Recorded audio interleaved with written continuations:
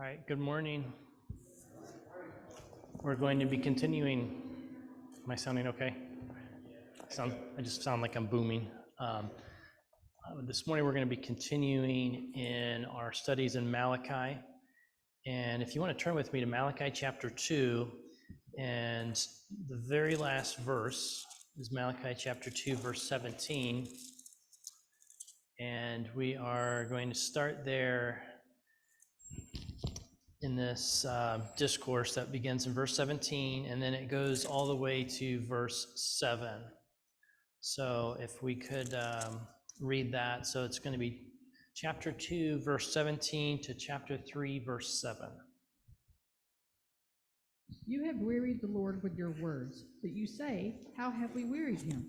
By saying, everyone who does evil is good in the sight of the Lord, and he delights in them. Or by asking, where is the God of justice? Behold, I send my messenger, and he will prepare the way before me. And the Lord whom you seek will suddenly come to his temple, and the messenger of the covenant in whom you delight. Behold, he is coming, says the Lord of hosts. But who can endure the day of his coming, and who can stand when he appears? For he is like a refiner's fire and a fuller's soap. He will sit as a refiner and purifier of silver, and he will purify the sons of Levi and refine them like gold and silver, and they will bring offerings in righteousness to the Lord. Then the offering of Judah and Jerusalem will be pleasing to the Lord, as in the days of old and as in former years. Then I will draw near to you for judgment. I will be a swift witness against the sorcerers, against the adulterers, against those who swear falsely, against those who oppress the hired workers in his wages, the widow and the fatherless, against those who thrust aside the sojourner and do not fear me, says the Lord of hosts. How far? To 7? To verse 7, okay. Please. For I, the Lord, do not change. Therefore, you, O children of Jacob, are not consumed. From the days of your fathers you have turned aside from my statutes and have not kept them. Return to me, and I will return to you, says the Lord of hosts. But you say, how shall we return? Will man rob God? Yet you are robbing me. But you say, how have we robbed you? And your tithes and contributions. Okay, thank you. That's all right. So this morning, again, this is another one of these dialogues that is taking place between God, who is speaking through his messenger Malachi, and the people of Israel. And this one starts off with a statement, as they do. It says, you have wearied the Lord with your words. And then they ask the question, well, what have we done to weary him? And then the rest of this passage sort of answers that question. And the words that he describes, he gives these two expressions. One is everyone who does evil is good, and the other is where is the God of justice? And so that leads us into this discussion. And you start off here, again, when the people are receiving this statement from God that they're wearying him with their words, their response back is almost like, okay, well, what are we doing wrong? It's almost like almost oblivious to what they may be doing. And so that's how this is introduced. And in some ways, it kind of reminds me of, reading in Revelations. When you talk about the Laodiceans, you know how the Laodiceans, they say, and this is from Revelation 3:17, it says, you say, I am rich, I have prospered, and I need nothing, not realizing that you are wretched, pitiable, poor, blind, and naked. And so, another place in time in Scripture, there's the same concept going on where they seem to be a little bit oblivious to what they're doing and what their problems are. And so Malachi, again, acting as God's messenger, is sort of opening their eyes to the issue that they're presenting. And it particularly calls out their words. And so what were these words that were wearying God? And there's really these two expressions that get called out. One is that everyone who does evil is good in the sight of the Lord. And the other one is, where is the God of justice? And it seems like these two expressions may be tied together. When you look at them for a second, what are they both basically saying? The first one is saying everyone who does evil is good in the sight of the Lord. And there's maybe a couple different ways you can look at that expression. And the other one is they're asking a question, where is the God of justice? And so I guess putting that out there, what do you think was driving people to say these kinds of things? Does that make sense? Why were they saying things like, people are doing evil, they're good in God's sight? And the other one is saying, where's the God of justice? So what's driving these? Yeah. To me, it's saying some people felt like they were oppressed, and they were the ones saying, "Well, the people who are doing evil, they say they're doing good. Everything's fine." And then, where is God when He's supposed to be helping? Mm-hmm. Yeah. I think John has a comment too. I think it says, or it leads to the fact that they completely lost their vision. They completely lost their discernment because they were kind of like our verse this morning. They were relying on themselves. And like even, in verse 8 where they ask this question, like, how have we robbed you? And he talks about, well, tithes and offerings. And those are things that are a perspective because, the whole idea of tithe was set up in the law, but it's designed to be something that we voluntarily do. But it's a mindset. These offerings are a mindset of, this, our best goes to the Lord first. These things are the Lord's. In this question about justice, if there were justice served, then none of us would stand. Mm-hmm. Everyone would fall short of that. So to even ask that question is just, they're completely lost. Yeah. Yeah, and I agree. I think that, it does seem like, as Randy said, some people were wronged, and this is sometimes and we looked at this in other places in Malachi, because the book of Malachi opens up where God says, "I have loved you," and they say, "Well, how have you loved us?" And then later on in Malachi, it says, in Malachi 3, verse 14, it says, "It is vain to serve God. What is the profit of our keeping His charges?" And so you almost get the impression that the people who are saying this have a certain feeling, because things are bad right now, right? So we've looked at this is a group of people who are coming back from exile into this land after 70 years, and that has to be really hard. If you look at more modern times, if you read like the history of people coming back to modern day Israel, like when they did that in the 1800s and early 1900s, it was really hard on them. If you ever read, I was reading the autobiography of Golda Meir, who was she was a prime minister of Israel, and she was one of the people who was early on involved in the whole labor Zion movement, but she talked about the experience they had. A lot of people came there and then they left because things were so tough.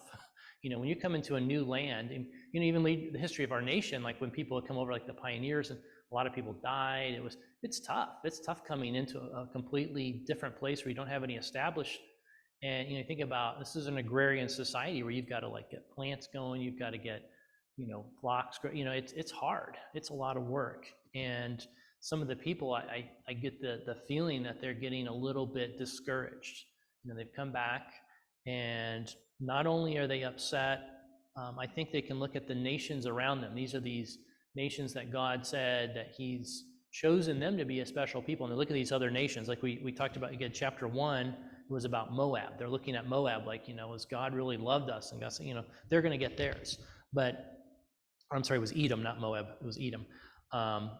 But at the same time, I think there's, and then you look in the land, and we'll turn back to Nehemiah in a minute and look at that time period, but you see that even the priests were being very wicked.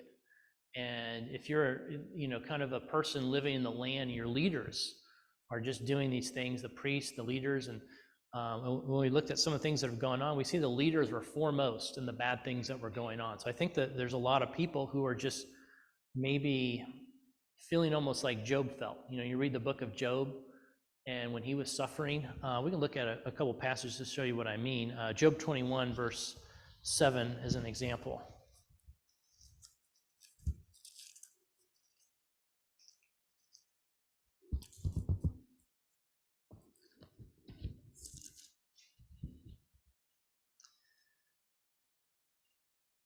Wherefore do the wicked live, become old, yea, are mighty in power?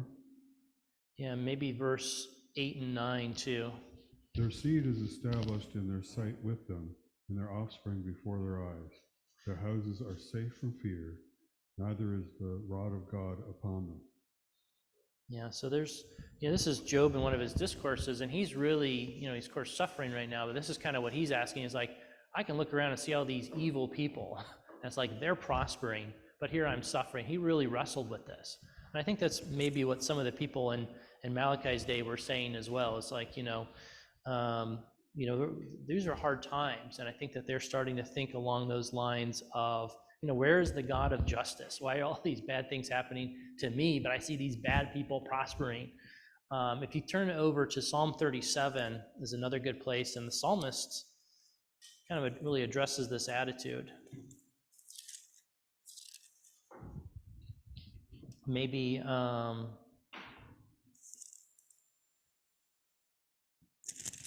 just like the first 3 verses. Fret not yourself because of evildoers. Be not envious of wrongdoers, for they will soon fade like the grass and wither like the green herb. Trust in the Lord and do good. Dwell in the land and befriend faithfulness. Yeah, and then maybe if you could read verse 7 and 8 as well. Be still before the Lord and wait patiently for him. Fret not yourself over the one who prospers in his way, over the man who carries out evil devices. Refrain from anger and forsake wrath. Fret not yourself, it tends only to evil. So really this whole psalm kind of deals with this idea, but it's basically words of encouragement to people to say, look, don't look at those who are evil and prospering in their way. They'll eventually get theirs. It's kind of the message of Psalm 37, and that's what's happening, I think, a little bit in Malachi's days, that people are kind of, where's the God of justice? All these bad things are happening. We're struggling. We're trying to come back and follow God's laws, and yet here we are. We're struggling, and that seems to be the attitude that's going on. And again, it's like we talked about when we looked at the earlier part of Malachi. It's almost like they get what you might call a prosperity theology outlook, where they see it's like, okay, these people are doing bad things with their prospering, so maybe God seems to be pleased with them, and they're really struggling with some of the things that are going on. So I think that's part of what's happening. And it talks about, where is this God of justice? And you just think about in the New Testament, we're told in the last days there'll be that sort of same thinking going on. Then Peter talks about that, 2 Peter chapter 3. If we want to turn there really quick, verses 3 through 4.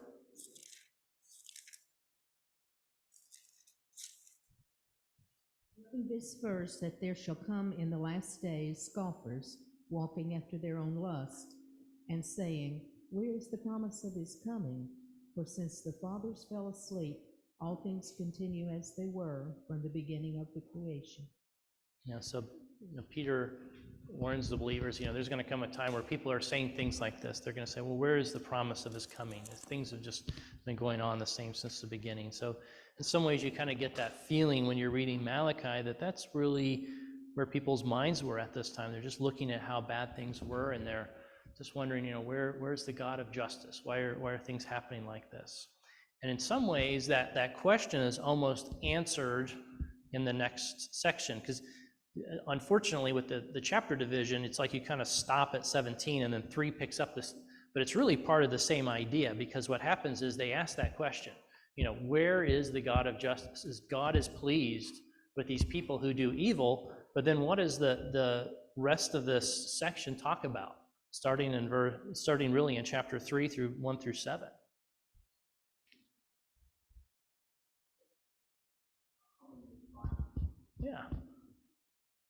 Yeah, that's the rest of the message of this section, is that, there's going to, and it talks about this messenger that's going to come. It's going to appear suddenly in the temple. And what's going to happen is it talks about,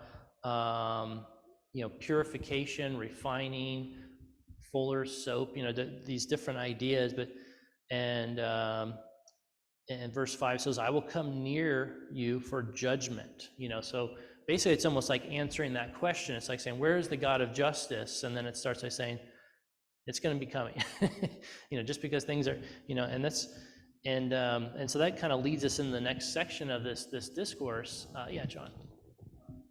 Thought of something when you said that he says that he will come near to them, and think about what a absolutely terrifying situation that was in the wilderness when the Lord actually came near to the people, and they begged Moses to intervene and to, you know, turn the Lord away from them because it was just too overwhelming.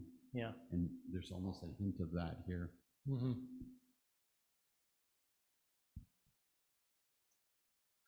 Yeah, it's kind of be careful what you wish for. You're saying, where's the God of justice? Well, do you really, are you ready for him? You know, when you're saying that, you know, how is your own life? And I think that's kind of, yeah, very similar to what they were going through in the wilderness. And so that's kind of, yeah, that's how this next section leads in, and what it starts after they ask that question, where's the God of justice? And then then really what, you know, unfortunately there's a chapter division there, but it really is, behold, I will send my messenger. So that's important. That's how that segues into this conversation, is that people are asking that question, where's the God of justice? Why are, you know, God seems to be okay with these people doing evil, and then the prophet says, well, behold, I will send my messenger. And if you read that first verse in chapter 3, it's important. There's kind of two entities there, right? It says, I will send my messenger, he will prepare the way before me. And then it says, and the Lord whom you seek will suddenly come to his temple, even the messenger of the covenant. And so there's really two messengers in that verse, right? There's one who's kind of the messenger that's preparing, and then there's the one who's the messenger of the covenant. And I think that's important, because it really points to what's going to happen in the future. And if you, even in this letter later on, if you look at the end, if you go all the way to the end of Malachi, there's sort of a similar message. Malachi chapter 4, verse 5 and 6, maybe for context, if someone wants to read that for us. Going to send you Elijah the prophet before the coming of the great and terrible day of the Lord. He will restore the hearts of the fathers to their children, and the hearts of the children to their fathers, so that I will not come and smite the land with a curse. All right, thank you. So, you know, this idea of this coming messenger and somebody preparing is kind of picked up on a couple times in Malachi. And so again, you just ask the question, okay, who is this messenger? Who's the first messenger and who's the second one? And I've read some good commentary on this. I think, and I agree, I think that this has, like a lot of prophecy, there's layers. There's kind of an immediate context, and then maybe a longer term application. And what I mean by that is, in the immediate context, we talked about this before, but we think that Malachi was possibly written in that time period in the exile when Nehemiah goes back to Persia. So if you want to flip back to Nehemiah chapter 13, we're going to look at that for a minute, because I think that's the historical background of what's happening here in Malachi. But Nehemiah is just a background of what happens. He comes back to the land, and he spends, I think, about 10 or 12 years passing all these reforms. He helps build this wall around Jerusalem. He sees that people are in distress, and you get the idea. Nehemiah is a really strong, decisive leader who kind of keeps people on the right track. Well, then in the beginning of chapter 13, you see in verse 6, it says, he's talking about the things going on. He says, I was not in Jerusalem, for in the 32nd year of Artaxerxes, king of Babylon, I had returned to the king. And then after certain days, I obtained leave from the king, and I came to Jerusalem. And so with Nehemiah, he was this governor that was in charge, and he goes back, and he kind of leaves it in the care of other people. And then Nehemiah chapter 13, this whole, the historical background here is what happens when Nehemiah comes back. So Nehemiah leaves, goes off in a faraway land, and then he comes back and he sees things in distress. And just before you dive into that, does that seem like any echoes anywhere else in the Bible? Any parables? You think about, Jesus talks a lot about these parables about people going away, like managers leaving someone in charge of their response.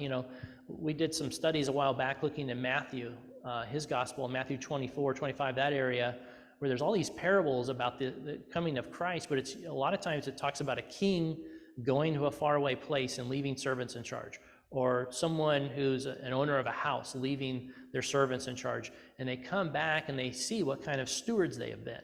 And so that's really the context of what's happening here in Nehemiah, is Nehemiah was this governor, and he leaves. He was sent back originally by the Persian king, given authority over the land, and he goes back, and then he comes back again. So you see how the situation with Nehemiah sort of parallels a lot of things that we see, I think, in the New Testament when Jesus talks about the return of Christ. It's like someone going away and then coming back. And we think about the same thing with Jesus.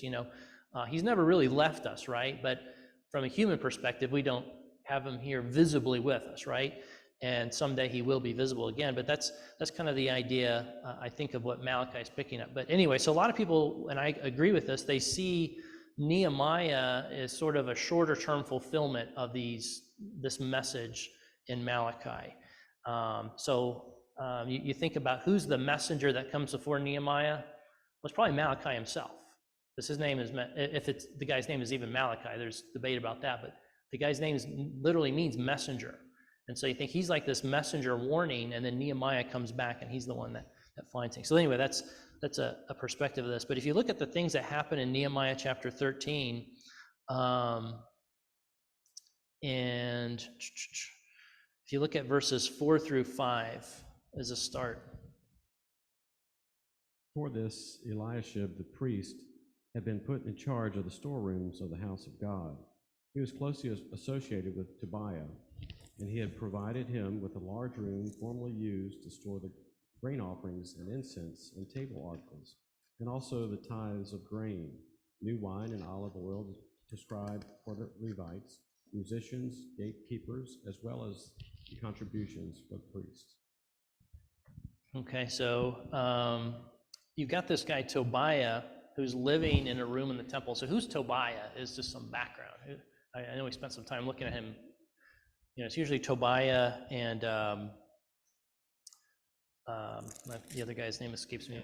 Sanballat, yeah.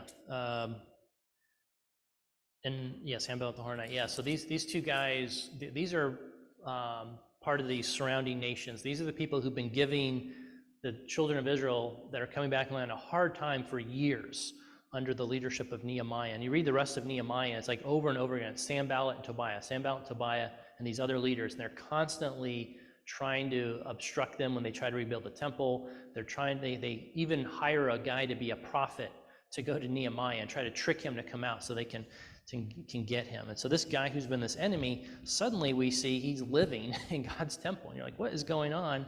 And it makes this comment that the priest has allied himself with him. My version says, Eliashib was allied with Tobiah.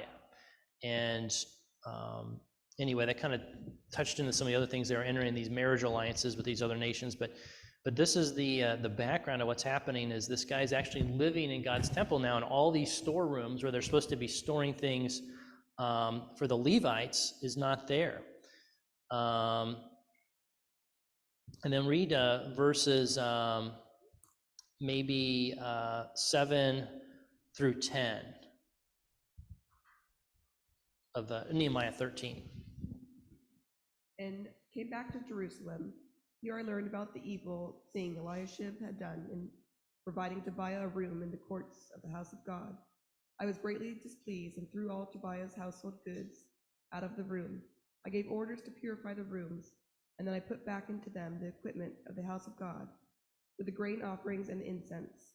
I also learned that the portions assigned to the Levites had not been given to them, and that all the Levites and the musicians responsible for the service had gone back to their own fields. Okay, so it gives a little bit more background. So when Nehemiah comes back, he kicks him out. He just throws him out, and it says, I threw out all the household goods of Tobiah out of the room. And then he has to cleanse the temple, right? Because it's been desecrated now because this is a holy place. And so you kind of see that parallel, I guess, with what Malachi is saying. Remember, he's going to appear suddenly in the temple, and this is what's happening. Nehemiah comes back, and then he starts cleaning out the temple. He's got this guy Tobiah living there. He's got all his stuff in there, and they can't fit any of the storehouses. And so, verse 10, it says the Levites, they couldn't even support themselves anymore. They had to go back and stop being Levites and go out and work their fields and take care of themselves that way. So things had gotten that bad to where the priests were actually letting these Gentiles who were their enemies live in the temple. They couldn't support the priesthood anymore, these Levites, and so they had to go back, and so the Levites weren't doing it. So it was this real breakdown that was taking place in the nation. It was just a really bad situation, and Nehemiah on his return really does a cleansing of the temple. If you look at it that way, that's what's happening. He's throwing out Tobiah, and he's getting things back in order. And then you start to read the rest of Nehemiah 13, and he contends with the rulers, and then it says he appointed as treasurer over that store. So he starts putting new people. And if you read at the end of verse 13, he says, "For they were considered," this group of people that he puts in charge, Shelemiah the priest and Zadok the scribe and Pedaiah, and he says they were considered faithful, and their task was to distribute to their brethren. And so this is Nehemiah at work here. He's like kind of cleaning out the temple and getting things back on track. And so you see some of that judgment language that's in Malachi about refining, purifying, cleansing things. You see Nehemiah does that to some extent. He kicks these bad guys out. He starts bringing in these faithful people. He puts them in charge, and things start operating the way that they were supposed to. You see the next thing that goes on, it talks about people, if you want to read maybe verses 15 through 18 in Nehemiah 13. In those days I saw Judah people treading wine presses on the Sabbath and bringing in heaps of grain and loading them on donkeys, and also wine, grapes, figs, and all kinds of loads, which they brought into Jerusalem on the Sabbath day. Then I warned them on the day which they sold food.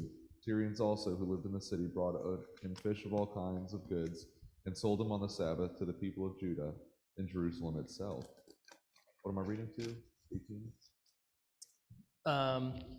Yeah, verse 18, please. Then I confronted the nobles of Judah and said to them, "What is this evil thing that you are doing, profaning the Sabbath day? Did your fathers not act this way, and did not our God bring all this disaster on us and on this city? Now you are bringing more wrath on Israel by profaning the Sabbath." So the other thing that's going on at this time, they're ignoring the Sabbath, right? They're doing all this business, and under God's law, the seventh day was to be sacred for the people of Israel. It's supposed to be a holy day, and they were just disregarding this. They were just doing commerce and other things like that. And we see that he starts to address that. And then if you read 19 through 22.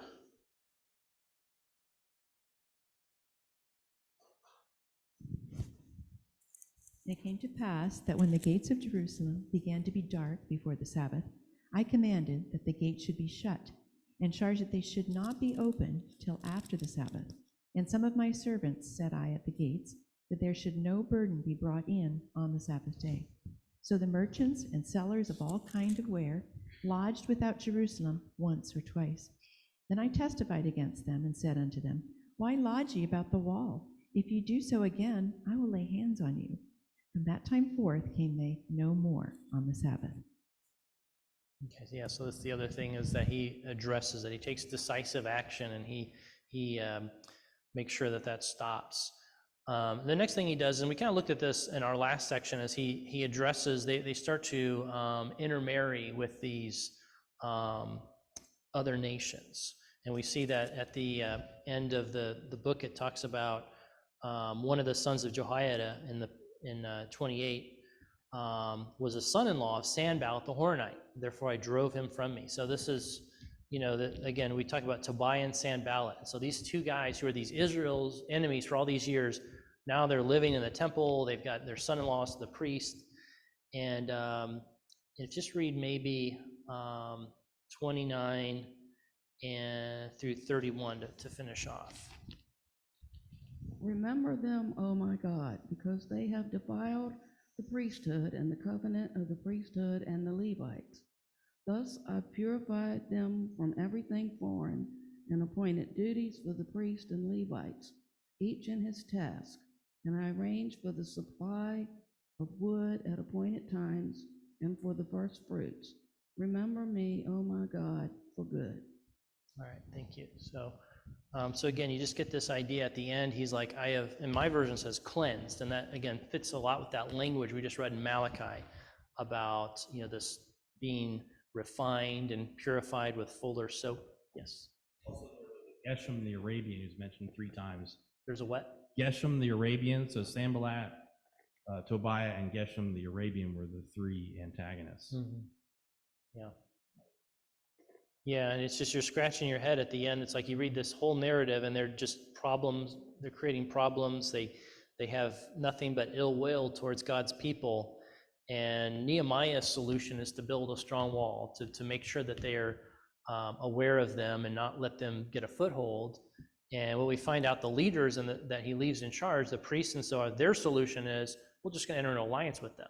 We'll move them into the temple. We'll marry our sons to their daughters. And of course, when Nehemiah comes back, he puts a stop to that. So, but anyway, so just, I think in a short-term fulfillment, you look at this passage, people were getting very upset at all the evil that's going on in the land, not just by the surrounding nations, but by their own leaders. And God said, there's going to, behold, my messenger, in my verses, will suddenly come to his temple. And you almost get the idea, it's like they're surprised. Like, Nehemiah comes back and like everything's a mess. And he starts to, you look at these verses where it says, he will be like a refiner's fire and a launderer's soap. And it says he will purify the sons of Levi and purge them as gold and silver. So that's, I think, what you see happening is the priesthood was a mess. And it's, Nehemiah comes in and really straightens a lot of that stuff out. And that really, and so again, I think that there's something to that this is a short-term application of this prophecy. Yes? It really makes you think of Jesus with the money changers in the temple, right? He comes in, he is throwing over the stalls, he is completely and utterly getting rid of anything that he can that is a blight on God and his good name. Yeah. And when we see Nehemiah doing the exact same thing, it makes sense because the prophet is only true if what he prophesies is fulfilled, right? And so there would have had to have been a fulfillment in and around that time of Malachi speaking. And so you see Nehemiah coming in and he's like, what is this going on here? Well, what are you doing? And then it's not like it was the furniture that we have nowadays. It would have been nice wood. The guy was probably very rich. And so here Nehemiah is, I don't care if this is clay of Egypt and Persia or wherever. This needs to get out of here. And you can almost see him just throwing everything out. Yeah. So one of the I guess the people that write about Bible activity said that he was leasing the temple rooms for commercial purposes. And so what happens with religion is it gives a bit of power, or at least appearance of power, and the people that have that then want to monetize it. Yeah. And you see it every time in everything, and it's one of the reasons we as Christadelphians don't have a hierarchy and we don't keep anybody in a position of authority. Yeah. Yeah, you're right. I mean, it was definitely a system, this is a system God put in place, but it was one that could certainly be abused for personal gain. In fact, you go to again, look at the, and I think Jacob makes a good point. If you look at the New Testament, that's what happens is they're actually using the temple for personal financial gain. If you look at John chapter 1, I believe, is one of the incidents. There's several times where it describes Jesus going in the temple and cleansing it out. I think John chapter 1 is one of those. If you want to look at John chapter 1, I've kind of lost track of my reference here, but it's all right. Find it. I think it's maybe verse 11.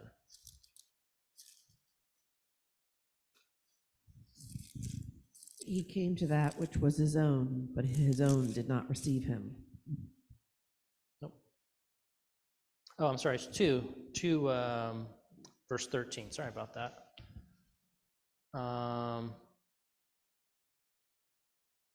Maybe 2 through 7, 2 verses 13 through 17.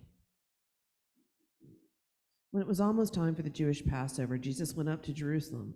In the temple courts, he found people selling cattle, sheep, and doves, and others sitting at the tables exchanging money. So he made a whip out of cords and drove them all from the temple courts, both the sheep, the cattle. He scattered the coins of the money changers and overturned their tables. To those who sold doves, he said, "Get these out of here. Stop turning my father's house into a market." His disciples remembered that it was written, "Zeal for your house will consume me." Yeah, so, there's definitely some parallels between what we just looked at in Nehemiah's day and what's going on in the time when Jesus comes back. Yeah. If I'm not mistaken, there's actually 2 instances where Jesus does this, where he cleans out the temple.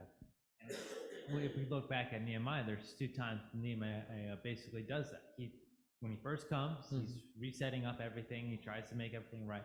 And then near the end, he comes back and he's doing the exact same thing again. So it's an interesting parallel that we get to see there.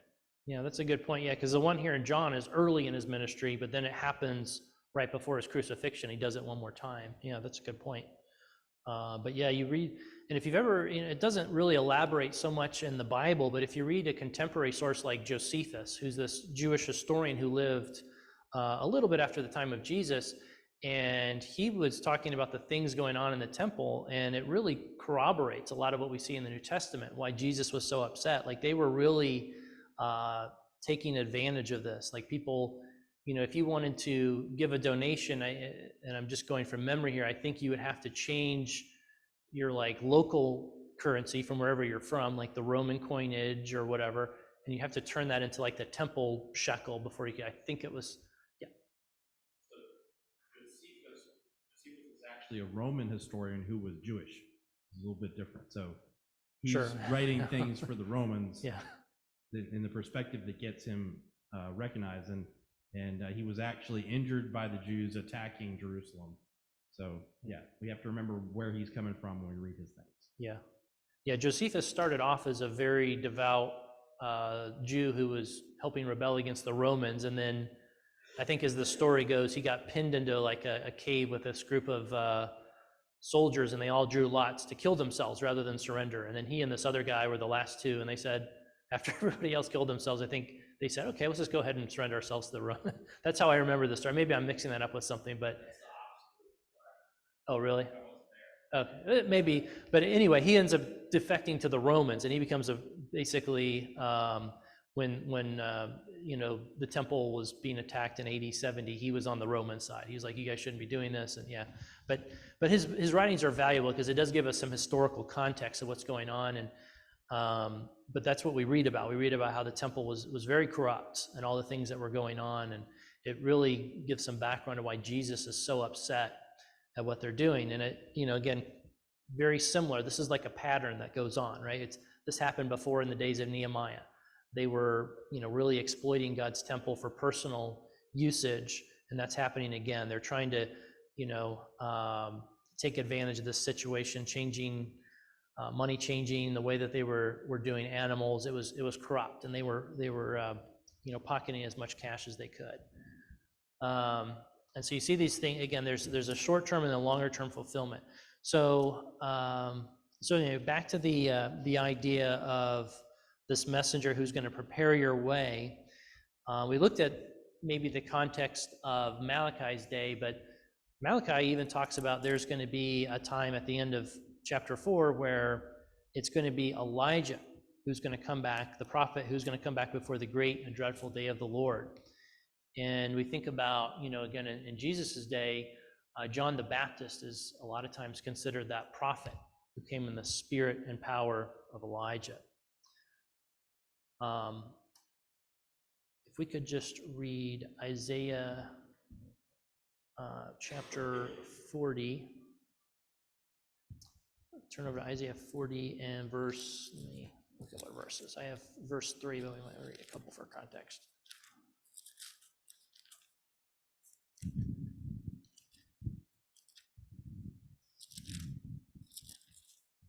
Isaiah 40 and maybe verses 1 through 4 for context. Comfort ye, my people, saith your God. Speak ye comfortably to Jerusalem, and cry unto her that her warfare is accomplished, that her iniquity is pardoned. For she hath received of the Lord's hand double for all her sins. The voice of him that crieth in the wilderness, Prepare ye the way of the Lord, make straight in the desert a highway for our God. Every valley shall be exalted, and every mountain and hill shall be made low, and the crooked shall be made straight, and the rough places plain. Okay. So, you just read Isaiah, you're seeing kind of the same message again. It's talking about preparing a highway for our God. And again, we see that is applied to John the Baptist in the New Testament. So we'll kind of dig into that a little bit more next week, God willing. So thank you, everyone.